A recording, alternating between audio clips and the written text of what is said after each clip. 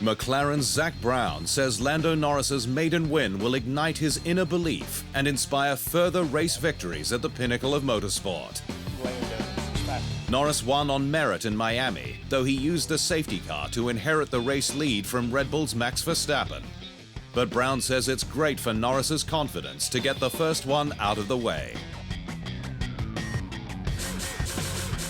I just think he's going to go from strength to strength now, because he is a Grand Prix winner. And once you've done it, there's an inner belief that just goes to the next level, he said.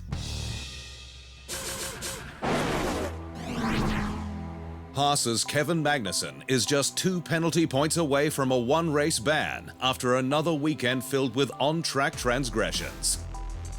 The Dane has been fighting hard for Haas's constructors' points, with his Miami weekend marked by 5 infringements across the sprint and race, totaling 65 seconds in time penalties.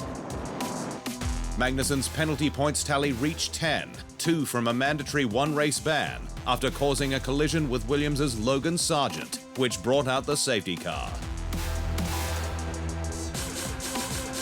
What happened today, of course, it's not good, but nonetheless, we try to move on and have a better weekend next weekend, he said.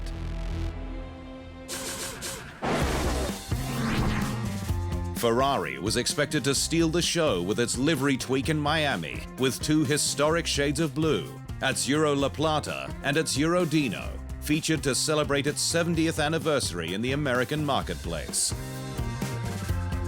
But while there were other activations ahead of the race, no team could beat RB in Miami, which took its car to South Beach's VCARB wash for a quick rinse and chameleon touch-up. And Daniel Ricciardo, who has long championed F1 in the USA, was left impressed with the turnout and the transformation of the audience over the years he's been racing in America. Every time we come to the States, it's getting bigger, and I think what's really cool about tonight is it's a really young audience. I think that obviously speaks to how the sport's growing, and obviously, the youth is where a lot of it comes from. Ricciardo scored his first points for 2024 with 4th in the Miami Sprint. Mercedes lit up New York City ahead of the Miami Grand Prix, with the Silver Arrows making the most of a stopover in the Big Apple to promote its partner WhatsApp in serious style. With a light show projected onto the Empire State Building, unveiling a Mercedes rebrand of the popular racing car emoji used on the platform. And it really brought home to Mercedes' outgoing 7-time F1 world champion Sir Lewis Hamilton how far the sport has come in the States.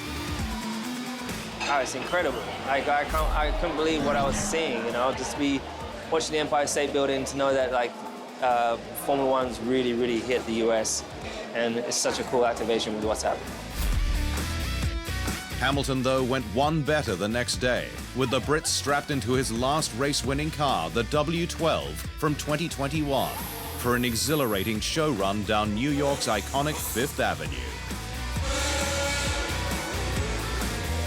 The special Mercedes show run marked the first ever live demonstration of an F1 car in Manhattan, with Hamilton's V6-powered W12 also joined by a life-sized version of the emoji race car.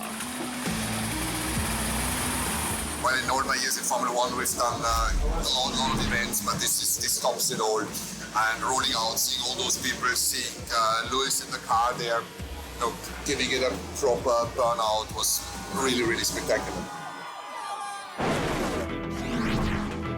Sky Sports UK's presenter Natalie Pinkham has hailed Adrian Newey as the greatest, most influential figure in F1 history, over and above former Supremo Bernie Ecclestone. Red Bull stunned the sport ahead of Miami, with confirmation its iconic chief technical officer would depart the squad in the first quarter of 2025. And while the world waits for his next move, Pinkham told official podcast F1 Nation how important Newey's contribution across stints with Leighton House, Williams, McLaren and Red Bull has been. The greatest, most influential figure in F1 history and will have an impact well into the future. They're not my words, those of Mark Webber. Before I even joined the sport, he told me this. I said, who's the biggest person in F1? And I was kind of expecting him to say Bernie or maybe one of the drivers. He said Adrian Newey, without a doubt. Alpine had good news ahead of Miami, with the French marques snapping up jettisoned McLaren signing David Sanchez to boost its technical team. Alpine finally scored its first point for 2024 in Miami, despite its all-new A524, one of the slowest cars on the grid, an embarrassing position for the once proud works marque. Sanchez joins as executive technical director to oversee its four-pillared approach, with Joe Burnell leading engineering, David Wheater managing aerodynamics, and Kyron Pilbeam performance. Sanchez, formerly with Ferrari, began his career at Enstone in 2005 as a junior aerodynamicist, with the Italian joining as it stormed to its maiden F1 World Championship. And the pressure is on to make the most of his talents. This is a key appointment to ensure we are optimizing everything we do as a team and focusing on the right performance areas, said team boss Bruno Senna. Günther Steiner has commenced legal action against his former squad Haas, not just to recover money he's still owed, but to stop the American team using his likeness for promotion. Steiner, Haas's foundation team principal, left the American squad at the end of 2023, following a disagreement with its eponymous owner Gene over whether to increase investment in the team. But in court papers lodged in Mecklenburg, North Carolina, Steiner says he is still owed commissions due to him in 2021, 2022, and 2023, and that the team continues to make a profit off his brand and image. Haas F1 has not compensated Mr. Steiner for its unauthorized use of his name, image, and likeness, said the court documents.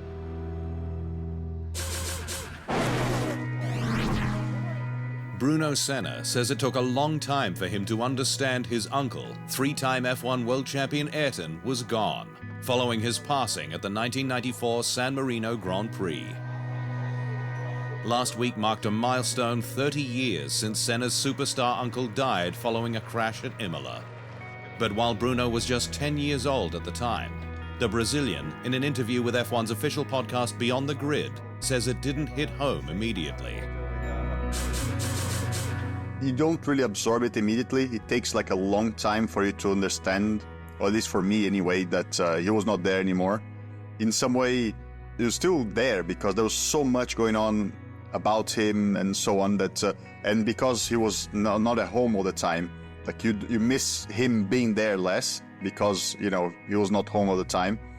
But, you know, with time, you sort of like understood how things change and how life changed in general. Andretti's F1 project hit the headlines in Miami after 12 members of US Congress wrote to Liberty Media regarding the outfit's bid to join the grid, with concerns of apparent anti-competitive actions.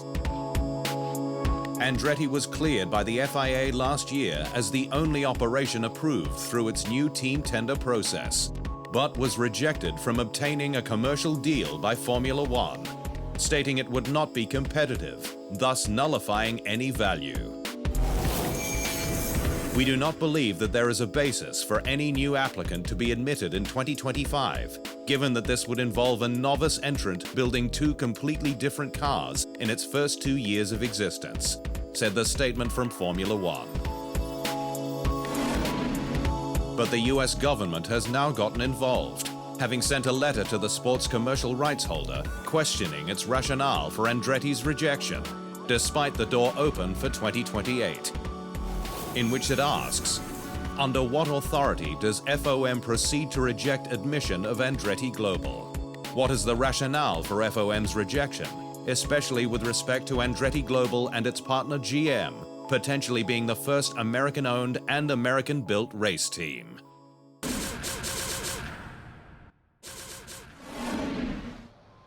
Thanks for watching.